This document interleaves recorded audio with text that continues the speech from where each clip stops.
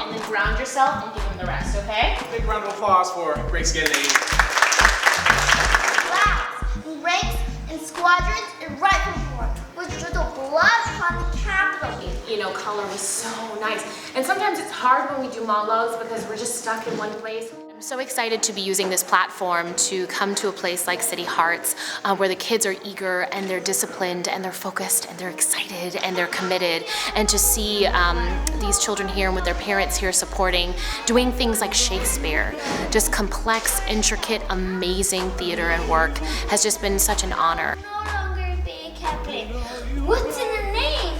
That which we call a rose, but any other name will smell as sweet. And they shall fetch you just from the deep, and sing while on pressed flowers without sleep. And I will purge thy mortal grossness so that shall keep every spirit go. Yeah. I think the beautiful thing about theater when you start from a very young age, it's about celebrating your uniqueness, and it's about understanding, and I said this to the children, but it's understanding that you're a gift. And when you understand that there's only one you out there, and there's only certain things that only you can bring to certain characters.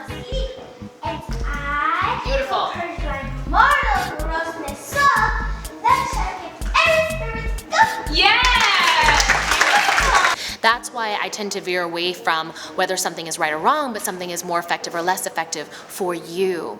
This is your journey. You're not in a race with anybody else, and you're not competing with anybody else. So I feel like just that life skill in itself, just accepting yourself, celebrating yourself, embracing your imagination, and just using the key and the gift of your own uniqueness and individuality is something that I believe that City Hearts just completely embraces.